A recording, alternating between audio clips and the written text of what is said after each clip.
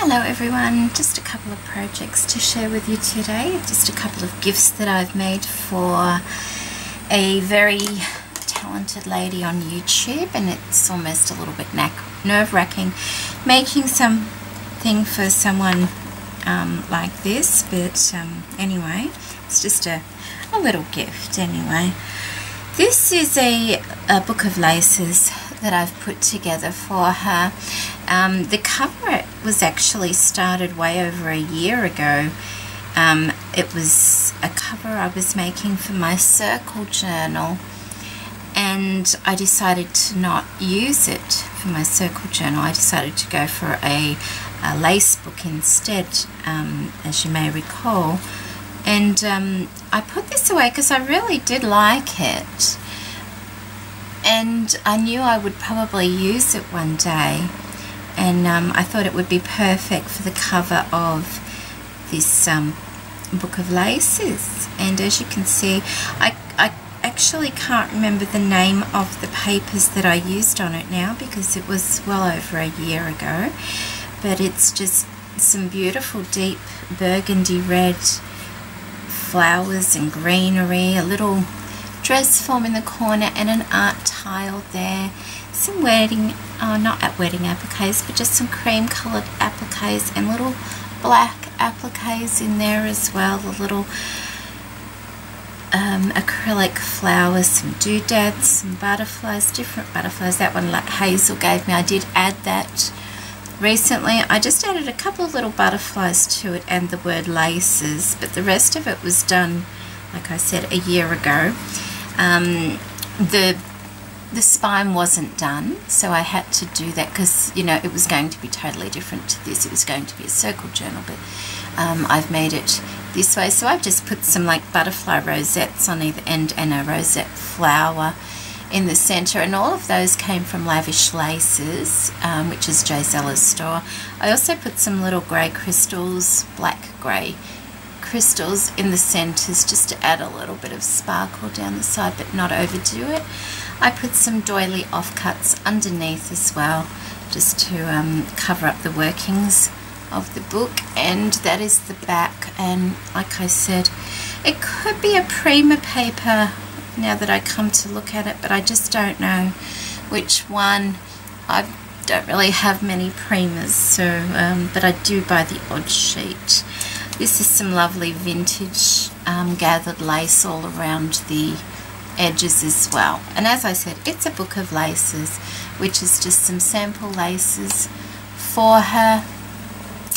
I have a lovely black applique inside this bag, and just a little black applique there with some offcuts from doilies, some black halfback pearls, and lots of pearl trims down the centers of these. I actually kept these pages this color because I liked the look of it all. I thought the blacks and the creams and the burgundy red colors with this natural buff color, what would you call it, that this caramelly kind of color, it just worked really well. So I didn't have to do much to the pages at all. I just put them in, added some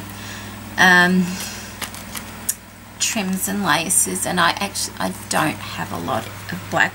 Every time I come across one, I've been putting it aside for this project because I don't buy black, but occasionally if you buy something off eBay, that, you know, there's a bit of black in there, so I've just been putting it on. And of course this one I actually did buy a long time ago from Lavish Laces, and I think this one here as well may have come from Lavish Laces, and the rest I have no idea.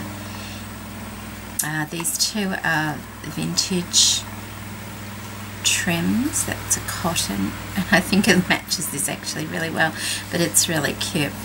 That's those ones there, and that's in the back. I've just put a bit of tassel trim on there and made a little stick pin book in there with a couple of stick pins, which I made quite some time ago for this person. So yeah, it's taken a while to put these gifts together, and it's just one of those things, isn't it? Your intentions are all good to do things, but you don't always get the opportunity, or you don't always, you're not always inspired. So, you know, everything when the time is right, I say, and I really hope she likes this. I've also got another gift for her that I'm going to show you now, but I can't show you in this position. It's just a little bit too difficult, so I'll be back in a moment. Okay, so I will just show you the other gift that I've made for this person, and it's a little art dress. And it's, I'm really, really happy how it turned out. And as you can see, it's even got a little top hat attached to it. Above, I've made a little top hat. Oh, I hope you can see in there. It's a bit hard to film because I've got it hanging high. It has a little bit of chain around the top with some pretty braid trim that Zephy sent me. A gorgeous jewel. It's like a vintage jewellery piece on the side there, and some lace tucked in. That's that trim there. And underneath, it's not hollow underneath because I needed a little bit of substance to hold the chain, so it's just a flat bottom. And then we come down to our, I guess, Victorian style art dress. And the front part here is done with paper, and that is from the Roxycar11. Oh gosh, hang on, just let me have a look. Timeless Classics. Sorry about that, I'm in a really awkward position here. And her bodice is done using a napkin that I was sent in my book page challenge. The sides here were also, the fabric was sent to me in the book page challenge. I don't have the little bags with me at the moment, so I'm sorry I can't say who sent those to me. A little bit of lace down the bottom and some teensy weensy, and I mean teensy, look at the size of my finger. Whoops, I got glue on it. Sequin trim around, and then a tassel trim. The sides all edged with some black lace. As you can see, there's a layer of tulle, sparkly tulle, underneath there, and just say underneath it's all lace gathered under there as well, so you don't see all the workings of everything. A little bit of tiny rose trim there. That was from Angie. Thank you, Angie. And a tiny weeny little black rosette on the side there. At the front, if it will stop moving for me, there's a tiny piece of applique with a lovely little sequin on the front, and some more of that teensy weensy sequin trim. It's so tiny, look at that, oh, it's so tiny. Some small rosette trim around the bodice, and see, there's the size, oh, I cut my finger. There's the size of my finger. You can see how small that rosette trim is in those tiny sequins. Another little bit of applique on the top as well, and some more sequin trim around there. I'll just turn it around. You can see the other side is exactly the same, little rosette. Then we have like a little bustle effect on the back. We have a lovely little silver bow and some metal closures for her bodice.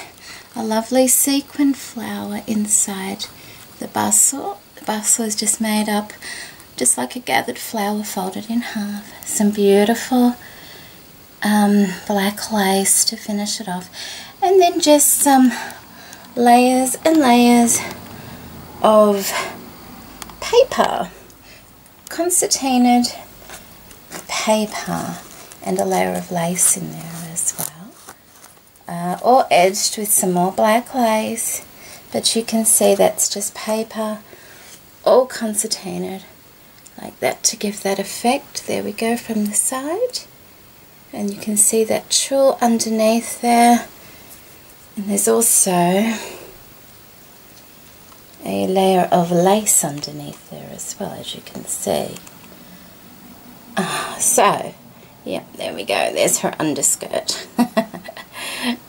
So that, I don't quite know what to call it, but Victorian, a little bit of steampunk, I guess. Now I'm sort of wondering, I may or may not add something between the top hat and the dress. I was thinking like a little neck choker effect as well. I'm not quite sure. So if you do see this person open it in the future, I guess you will see whether I actually open it or not, whether I actually add it or not then. But I'm really happy with how it turned out. I love the stripy paper down the front there. I think it just gives it a really nice style. And a little stripy top hat having a dance at the top there. Okay, I hope you like this new art dress I've made. I did have a lot of fun making this one, mainly because it's, you know, colours I don't normally use at all, which always makes it interesting, doesn't it? Okay, thank you for joining me today. Bye.